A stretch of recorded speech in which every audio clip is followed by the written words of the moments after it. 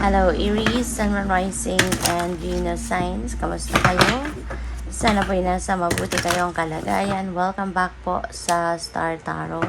At kung bago kayo dito, welcome din po kayo. Please subscribe, like, share my videos, and leave me a comment kung naka-resonate po kayo. Thank you.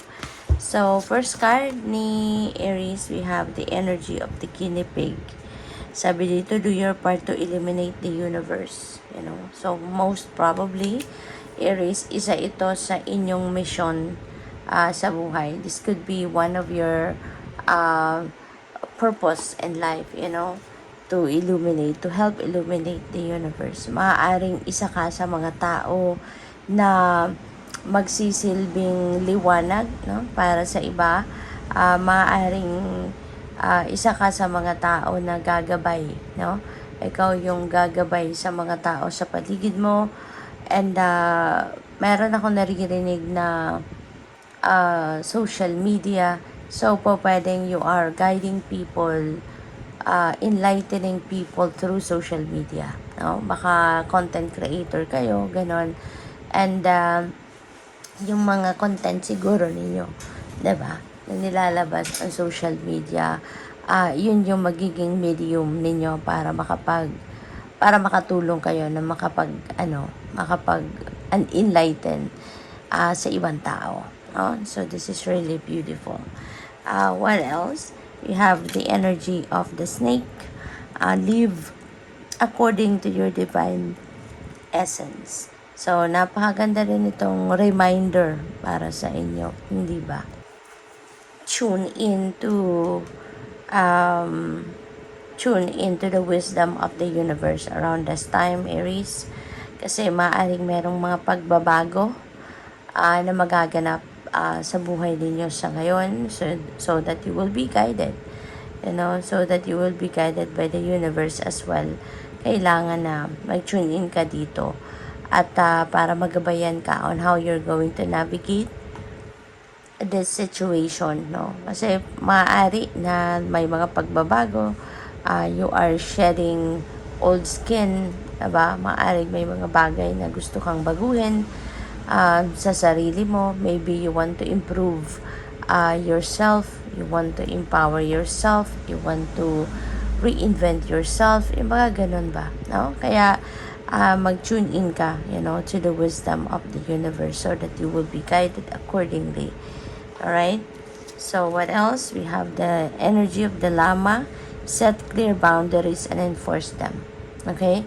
Kasi pwede na ang iba sa inyo, baka naaabuso na kayo ng ibang tao. Maaaring sobra naman kayong mabait, Kasi may mga tao talaga na nangaabuso, diba? Ng kabaitan, nagtitake advantage ng kabaitan, pagiging compassionate ng ibang tao. So, baka ganun kayo. Maaring kayo ay inaabuso na ng ibang tao sa ngayon. Maaring yung kabaitan mo, yung pagiging considerate mo, yung pagiging matulungin mo, diba, ay inaabuso na. Kaya it's important for you to set your boundaries and yun, ipaalam mo din sa ibang tao, diba? Ipaalam mo sa kanila yun, alright? Para hindi ka nila basta-bastang tinitake advantage, okay? So, by the way, maraming salamat for subscribing, and if you haven't subscribed yet, subscribe na kayo. And also, maraming salamat din for not skipping the ads. Malaking bagay yan sa akin. And also, please click the join button sa baba ng video kung gusto niyo na mag-join kayo sa membership. Okay? Salamat po. So, we have no. Ayan. So, maaaring you're going to say no to someone, or pwedeng someone is going to say no to you. Pero yung no na to, pwede pang mabago. Pwede pang mabago to into a definite no, or pwede pang mabago ito into a yes. Kasi wala siyang exclamation point, so pwede pang ma-negotiate. So kung kunyari, kayo yung pinagsabihan ng, kayo yung nagsabi ng no, baka pwede pa kayo mag-yes, depende sa mas marami pa sigurong impormasyon na makukuha ninyo, or pwedeng meron pang Meron pang mga sasabihin sa'yo, may mga i-explain pa sa'yo na karagdagang impormasyon. So, pwedeng mabago pa to into a yes. Okay? So, what else? We have trust. Ayan, magtiwala ka lang sa divine universe. Okay? Magtiwala ka sa Panginoon, magtiwala ka sa sarili mo, sa kakayanan mo, na kahit anuman yung mga pinagdadaanan mo sa ngayon, malalagpasan mo yan. Okay? Kung ano man yung, kunyari, mga bagay na hindi masyadong paborable para sa iyo na nangyayari, always remember, no, na that is going to change for the better. Kaya magtiwala ka lang, no, na lahat ng mga nangyayari sa buhay ay merong merong dahilan at merong purpose yan, at magbabago yan for the better. Okay? So, what else? We have be assertive. Ayan, magtiwala ka lang sa sarili mo. Be confident. Be assertive. Alright? At magtiwala ka din sa mga kakayanan mo. Kasi alam naman nating lahat tayo binigyan ng biyaya ng divine. Lahat tayo binigyan ng kakayanan, capabilities. No? Yung mga binigyan tayo ng mga may binigyan tayo ng divine, ng talents, skills, ng gifts, diba?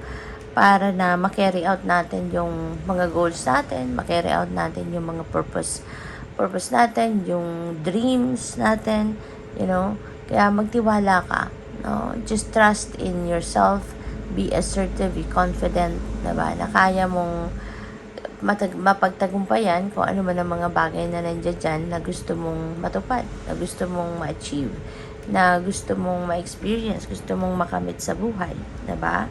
Huwag kang paghihinaan ng loob, okay?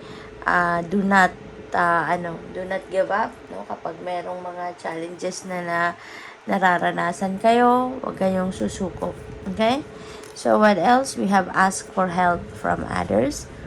Kung sa tingin ninyo medyo mahirap, kung sa tingin ninyo hindi nyo kayang panindigan, no? Kung ano man yung mga bagay na yan, hindi ninyo kayang lusutan, kumbaga, huwag kayong mag-alala. Ask for help from others, diba? Mag-ano ka lang, kumatok ka sa puso ng ibang tao. Remember, no, na we are all entitled for help. Okay? Lahat tayo, we are entitled, no, para humingi din ng tulong at mag-receive ng tulong ng iba. Kaya unang-una, huwag kayong mahihiya, no, huwag kayong matatakot or mahihiya na humingi ng tulong sa iba when the need arises. Okay? So, good luck sa'yo. Thank you for watching. Love and light. Namaste.